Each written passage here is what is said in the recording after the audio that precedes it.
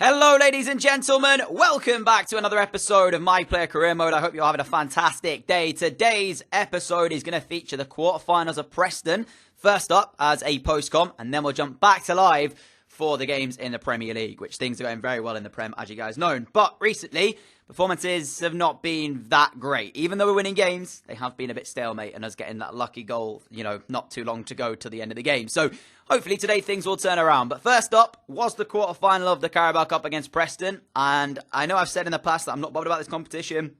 That still very much remains the same. I just thought that it would be quite beneficial for us to play this right here to help kind of the team get through this.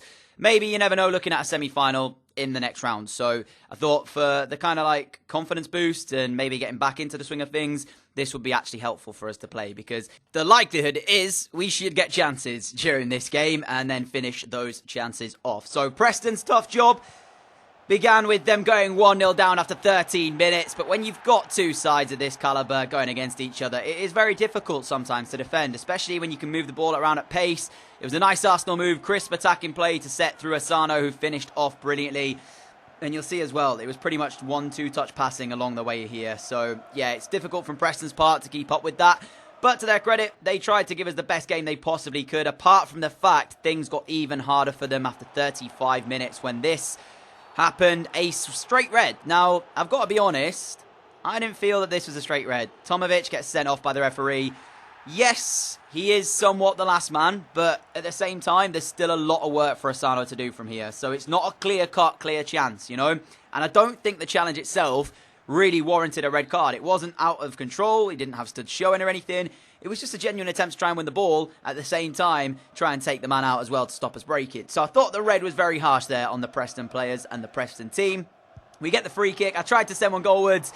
I'm not sure if it came back off the bar or if the goalkeeper saved it, which way around it happened, but that was the closest we've come to scoring a free kick. And like I said, Preston's job got even harder now being down to 10 men. So much so that 13 minutes from time, we cut inside with the right foot and finish with the left into the top corner to double the advantage and pretty much secure our spot in the semi-finals of the Carabao Cup. I could have probably gone on to sim this one and we'd have still been there, but I just wanted to make sure and get myself that confidence moving forward to score a goal as well. So I have to give kudos to Preston because they never gave up even after going to 10 men, but it was a difficult task anyway, even with 11. So fair play to them, though. We do book our spot in the next round where we will face off in a double leg header against Manchester United in the semi-final of the Carabao Cup. Can't wait for that one. But that is the end of today's post-com portion of the episode. We now move into the live for the Premier League games. Sit back, relax, and enjoy it, guys. Catch you all in a second. Pretty routine victory for us to kickstart the episode then. That game against Preston. But as you can see, we've actually been shortlisted for the Player of the Year for 2022. We won it last year. Can we do the double and win it again? Mbappe, Salah, myself, and Dybala are the people who are favourites to win it. So we'll see how that one's going to pan out. It'll be done in December at some point. Today, though, we're taking on Watford to begin the Premier League portion of the episode. And then, who knows what's else, because I haven't even checked the calendar. I don't know who waits us or anything like that. I've switched around the hair, switched around the boots a little bit. Obviously, I'll change it if you guys want me to as well. But for now, we're going to jump ourselves into this game and try and get another 3 points in the Premier League, which I thought, with the run we've had, we would just be bossing it. But still, there are sides that can catch us, and they're kind of close as well. So we need to keep pretty much going and take it game by game. We've just had a stat pop up as well, talking about the best defensive teams in the league. And currently, it is actually us, Man United and Liverpool. So the top three are the best defensive sides in the division. The side for Arsenal lines up like this. Leno in goal, Kimmich, Lenglet, Enrique and Benzbani at the back. Guendouzi and Ndidi in the midfield. Schopf, Amiri and Iwobi as the front three, with us just in front of those. I'm not sure who's captain the side. I didn't actually see it. But what I do know is we do have Virgil van Dijk back from injury. So he's on the bench today. Not starting the game, but we might see him feature a bit later on. We're going to see Watford side, and then we will jump ourselves into this. I've got a feeling I recognise a couple of players. I certainly didn't recognise the goalkeeper, though. I've never heard of him, not going to lie. But I did recognise one of their midfield four, Tom Cleverley being the man. And also Musonda at left midfield. Ruiz and Vieto up front. So it's a side we should be able to beat. On the bench, Chalobah, Firmino, Will Hughes, Gray. Couple of good players, but nothing too spectacular. Should be a victory, but you never know. Let's get the game underway. Little 1-2 of Amiri, still going as well. We've got still a potential pass over on the other side. It's got to be right foot, I think, though. Oh, I absolutely ballooned that. Oh, no. Not one of my proudest moments by any means. Look at that. Oh, dear me. How much did I get that wrong? It was a nice attempt. Amiri's pass did send us slightly wide, though. Wanted it a bit more central. Can't complain too much at him. He returned it like I wanted, but just got to get a bit more quality on the pass. Definitely needs more quality on the shot, though. Guendouzi laying it off. We've then got Kimmich on the right-hand side with acres of space and time. Felt he should have delivered a better ball than that with the time that he had. You know, he's got so much time on that one. And the ball didn't necessarily reflect that. So, poor pass and poor cross from Kimmich. Guendouzi going to pick up that loose ball, though. Kimmich in towards our feet. 17 minutes into this game. We're going to find Ndidi. Quick 1-2. Not what I was aiming to do, but we still got it regardless. Let's it run shot for shot. It's come back. Iwobi's at the post. Wow. 20 minutes in, couple of chances. Good save initially from the Watford goalkeeper. Then back off the post from Alex Iwobi. Still on the front foot here as well, searching for this goal. Guendouzi will find our feet. Matteo Guendouzi giving us a run, trying to curl it this time. Blocked behind for a corner. Yet to create a chance, Watford, but this is their first. And I did have signs of that potentially going in straight away as soon as they got their first opportunity. They haven't created yet. That was their first real chance. Wasn't really close. They put it wide of the post, but it's a warning sign, you know, because, yeah, we have had pretty much all the ball in this first half, but unless we find our goal, all Watford need is that one opportunity to put themselves in front, and then it becomes a very tough task trying to break them down once they get men behind the ball, which will most likely happen. So we need to try and find a good opportunity here. And remember as well, with the Player of the Year vote coming up pretty soon, a goal or two here might just sway the decision, you know. I mean, I think we've already done enough anyway to be seriously considered, especially the winning the World Cup and such. You got to think about that one, but like I said, if we could grab maybe a couple here, that might swing the decision our way. But at the minute, it's not really coming. We're not having the service up here. We're not getting anything sent through. And every time I do, or every time I ask for it to be sent through, we either play the ball too late and then I run into an offside position, or the ball itself just hasn't got the quality behind it. And Ndidi, what are you doing back there? Again, a moment of sheer madness from us. Comes from a mistake again. Zivkovic has come off the bench here and tries to drive us forward down the right-hand side. He needs a good cross, though, if we are to get a chance from this. Zivkovic delivers. Punched out by the goalkeeper. Still searching. Guendouzi's ball. Zivkovic beats the keeper to it. But he gets out quickly to come and make the save. And that's something he's done pretty well, actually, all afternoon. He's quick off his line to come out and make sure he can't get anything. And that's a good stop. Zivkovic gets on the end of the ball through from Guendouzi. Unable to convert, though. Cross whipped in from the corner. Lenglet's there. And it's put wide. 15 minutes or so left of the 90. And at the minute, I don't see where the goal's going to come from. Because, again, service not been there today. But keepers also seems to be very alert. Comes off his line so quick as well. So I don't even know if a through ball's going to work. 1-2 with Guendouzi on the right foot as well. Just trying to hit the shot. It's gone all the way through. And it will be the Arsenal breakthrough we're looking for. Not one of my best by any means. But you have to say, I feel so sorry for the Watford goalkeeper.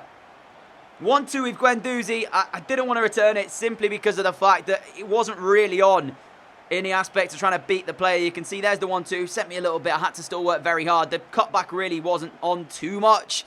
I just tried to lever it, in all honesty, towards the goalkeeper and hope he was going to palm it out somewhere. He palms it into the ground. It comes back off the floor, hits him in the back, and it's going to go in. I had a feeling we weren't going to get given the goal because it looked more like an own goal than anything else, and that is so unfortunate for the Watford goalkeeper. But it is what it is, unfortunately. It just happens. It's football. We're not going to get credited, but to be fair, I'm not too interested in getting credit with the goal, provided we win the game. That's got to be the aim here. 1-0. Took us so long to find it. Just don't throw it away now. And there is the full-time whistle then. 1-0 victors on the day at the Emirates. Really strange way to get the points. But as provided we got the points. I'm just curious as to how that actually all panned out the way it did. I mean, wasn't really a great performance. Let's just say that. To get the win is one thing. I just feel bad on the goalkeeper. To get credited with the own goal, which largely he couldn't do a lot about. You know, it's unfortunate. Again, you look at the shot. Here it is. It just gets fired at him. He makes a good stop initially. The ball bounces back into the turf and hits him on his back, and it ends up going in. It is really unfortunate. But Arsenal take the points. And that's important, like I said, because Liverpool are closing the gap and they've just beaten Spurs by 2-0. So it still remains, I believe, 2 points, the gap between us and Liverpool in second. So every game at this point is important and the points are important. If we hadn't have got the win there, it would have meant we would have been in a situation where it was Liverpool at top. Well, it would have been down a goal difference, I guess, because, yeah, we'd have got a point. I've just got criticised, apparently, of my performances. Well, Emery, I'm here on loan. Leave me alone. So, Fiorentina in the Europa League, which I am not interested in playing at this point. We are through the group. Fiorentina currently top, us in second, so it will be first, second seed if it stays as it is. But if we beat them, we will take that top seed. I'm not too worried about whoever we get in the next round, though, because the Europa League itself is going to be pretty tough anyway, so not interested in seeding at this current stage. And a draw 1-1 means that we will go for a second seed, so that is going to be how it pans out. But we've got West Ham next, which is quite interesting. A lot of London sides in a row. And then I'm not sure who comes after that one, but we'll see. Who have we pulled then in the first knockout round? Well, actually, it's not been announced yet, but something that has been announced. Player of the Year. Who's it going to be? I've not seen this. And because we've already won it once, we're not going to get the achievements if it is us, because we've already got them. So, who's it going to be? Scroll down. Player of the Year announced. Player of the Year. Well, it had to be, didn't it? It had to be. A World Cup win. La Liga win. Scoring a crazy amount of goals in the process. It's fair to say we certainly gave credit as to why we should have been given it. We had the qualities there. I suppose, though, this is now going to be where we build. Second Player of the Year to our name, unsurprisingly. You know, we're scoring for fun in every department we've played. We've come to Arsenal. We're not necessarily scoring as much as we did at Barca. Admittedly, though, maybe I'm having to fight for a different cause here in the aspect that we're trying to win the league, not necessarily just for our own performance. You know, at the minute, we're second in the top scorers charts behind Leroy Sané, who's got 12 and 15. We're on 10 and 12. So we have played 3 less games. Arguably, if we'd have played those 3 games, could we have got 2 in those and matched him? Possibly. But alongside that, we've also hit 8 assists. So there's more to our game than just scoring the goals here at Arsenal. Next up, though, is West Ham United, following on from our Player of the Year victory for the second time in the series.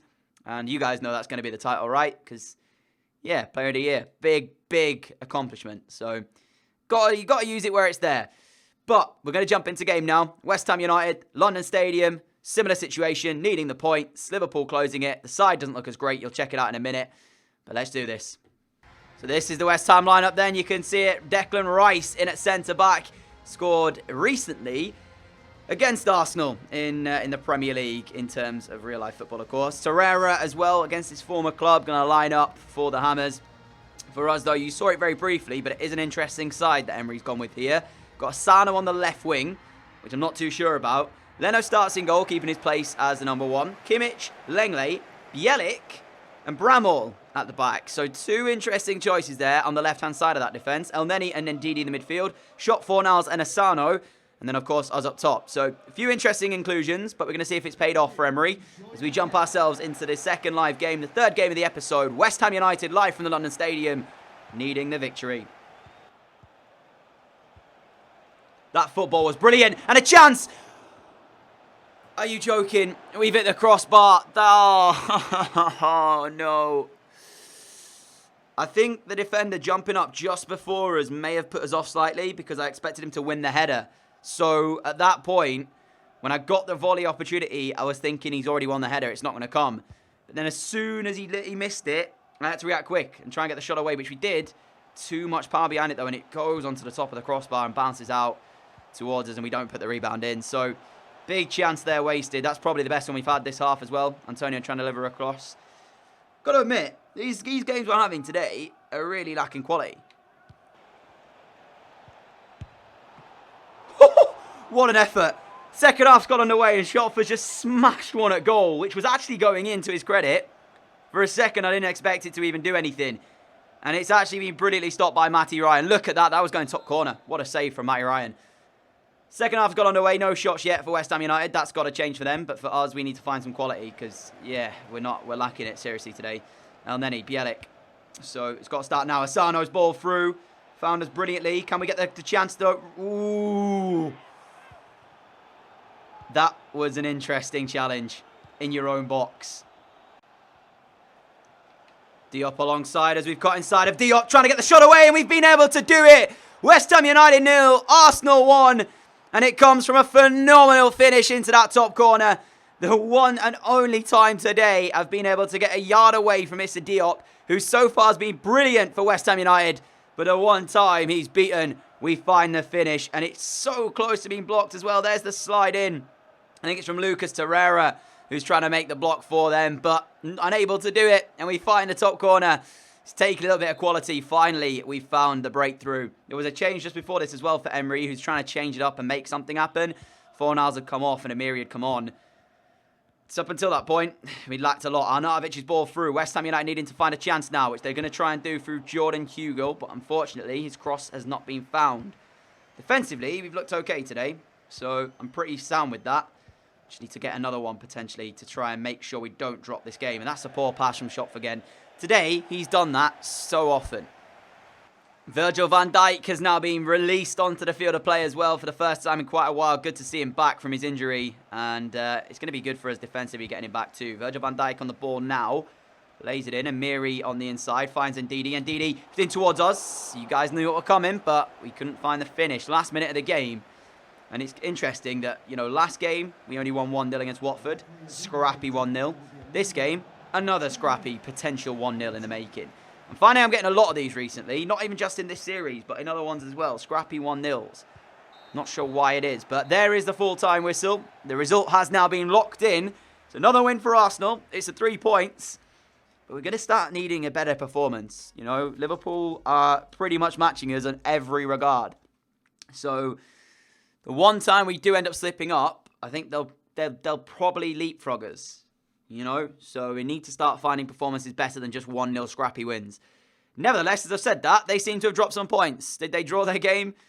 It's commentator's curse, isn't it? As soon as you say it, they go and drop points. Yeah, they drew 0-0 with Bournemouth, who are in the top 4. So, yeah, you can't really say that that's like a terrible result. Bournemouth are having an okay season in terms of, you know, them getting up there. Quite a way away from the top 3 though. You can see Man United on 39. We're 6 points in front of them.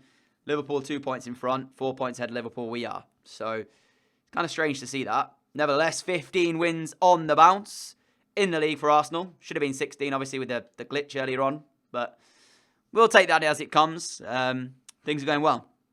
For those people as well, maybe wondering why we're not using the training at this point anymore, I'll show you why. Like, when you see right here, yeah, if we go on to this and add loads of training sessions like I'm going to do, it doesn't even matter what I train up at this point. We'll just add any at this current stage.